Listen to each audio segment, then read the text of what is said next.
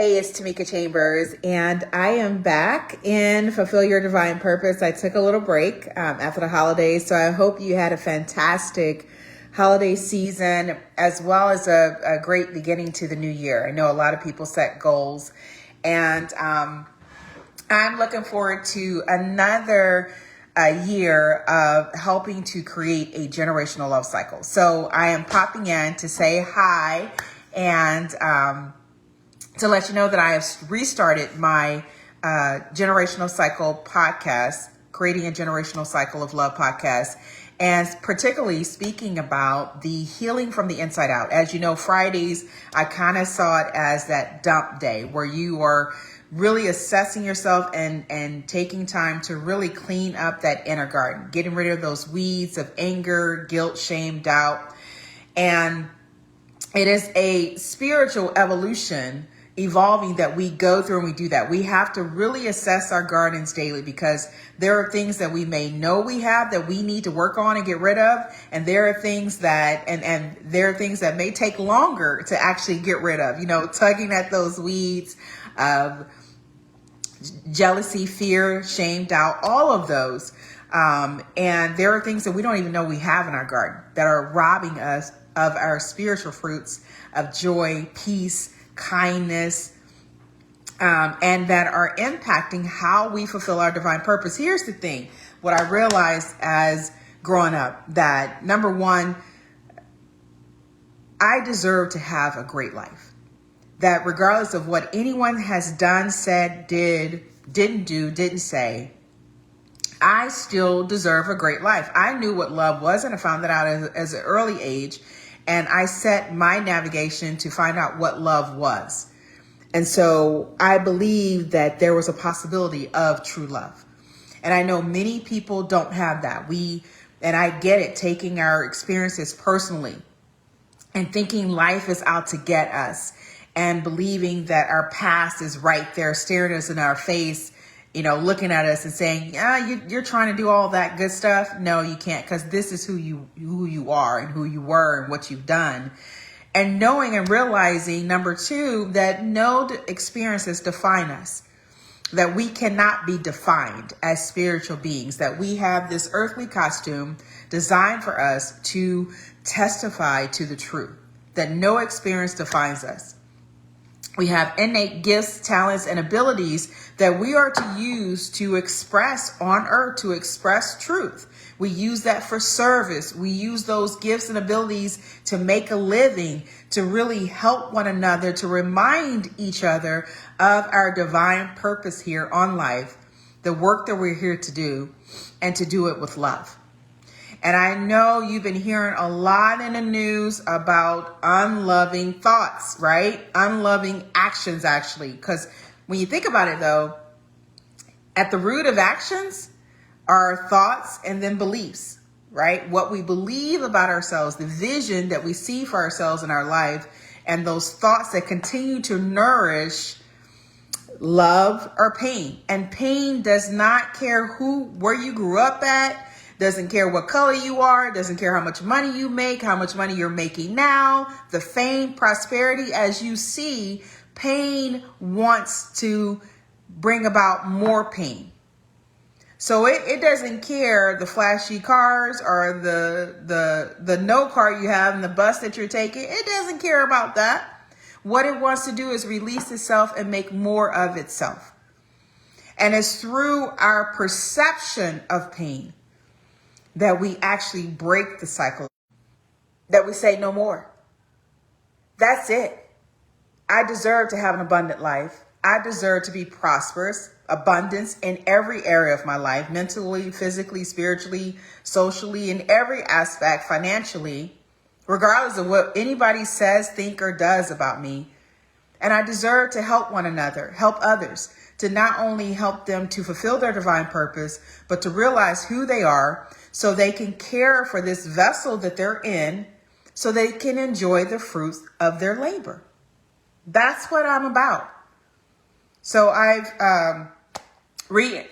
just restarted my Create Your Generational Love Cycle. I share a little bit about my introduction to the cycle of pain and what I use to help me. And to me, it's not about religion. It never was. Never about religion. Although I questioned it and wondered if I was on the right path, but it's about a relationship, a personal relationship with our Creator. There is something out there, even the great teachers and leaders, there's something out there. And I knew as a child, there's something out there that knows what I'm going to experience in life, that has the answer to all. And if I can align with this, then I believe that I could have a great life.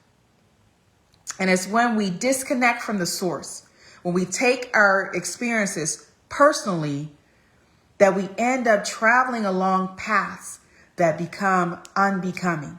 But keep in mind that what someone may mean for evil, God will use for good. And I say God, I say spirit, infinite intelligence.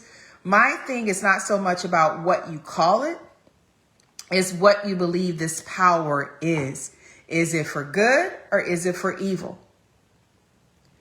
And so whatever vision you have about this power often feeds into the vision that you have for yourself. And so I'm back to talk about healing from the inside out. It is so needed. Schools, churches, homes, businesses, everywhere, neighborhoods, communities, we see the projection of pain in different formats, dominating others, abuse, neglect, whatever it may be. And I know that because of what I've seen and what I've been through, my purpose is to help create a generational love cycle. It is to help to dismantle these spikes, these what am I thinking of? These points in the cycle of pain, and to replace it with a cycle of love. Because you too deserve an abundant life. You too deserve to be joyful and know that what you're doing, like Sidney Poitier said, man, this is what I'm supposed to be doing with my life. He knew acting was it. And how joyful that is to know what you are here to do, and to do it in such a way that you elevate others instead of belittling others because you're trying to elevate yourself, right? Or that you feel like because pain wants to project itself on others to make more of itself. But you have every right to heal from the inside out. Every right to do the work that you're here to do. Every right to have an abundant life. And so check out my podcast on Heal from the Inside Out. You'll see the link in the box of this, in the information section of this live, Facebook Live. And I challenge you to spend time with yourself every single day and say, what is it that I need to get rid of? What do I need to heal from? There's too much pain being projected, continually being projected. We have too much of it. And it's time to really, even though we're in a fast pace, in America, people say it's fast paced, but you make, as my mom said, you make things what you want it to be. So taking time doesn't mean to be all day. It could be 2 or 3 minutes. It could be spending more time. The more time you do it, the more time you look at what is my bigger life. Because each one of us has a curriculum that we are here to walk through life. We are here to be a testament of truth. We are here to transcend our experiences. But it's kind of hard to do that if you're not working on your character before purpose. Because often people want to get the fame, the money, the cars, the houses, but leave old character to the side.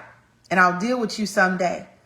Well, remember, what is in the dark eventually comes to light. It's not money, you guys, that is the root of evil. Because money is an inanimate object, but it is the thought behind the person or thing that is using the money and what they're using it for. That there's a saying that money isn't the root of evil. It just brings out many experiences, even experiences in general. They will either bring out something in you, consciously, unconsciously. And during that is our role to be conscious of it, that to have the patience with ourselves, the compassion, that I really want to do my work on a firm foundation, and not when the storms come, I crumble, right? I lose everything that I've worked for. Don't you consider yourself more valuable than that? You are priceless. So take the time you need to work on your character, your moral foundation, because it will be what directs your habits, your eating habits, your exercise habits, your speaking, how you speak, what you do, what you don't do, what you say, what you don't say. Because it's not the experience. And I'm not here to belittle everything we've gone through, but it's how you process what you internalize that will end up either bringing out the best, your fruit, your spiritual fruit, or bringing out the worst in you. And it can affect anybody. We're so close to either one. And that's why we must take time out every single day, multiple times a day if we need to really address those inner wounds and to work on those and believe that we deserve it. And to really see the bigger picture and what life is. It is not an opportunity to do evil. It is an opportunity to testify to the truth. I'll talk to you soon. Take care of yourself. As always, make this lifetime great, because you still can, no matter what has happened to you. You can do that. And we have many people that have shown that I am not my physical body, that I am more than that. I am beyond that. And by any means necessary, I am going to reflect this inner gift that is inside of me. I'll talk to you soon. Take care.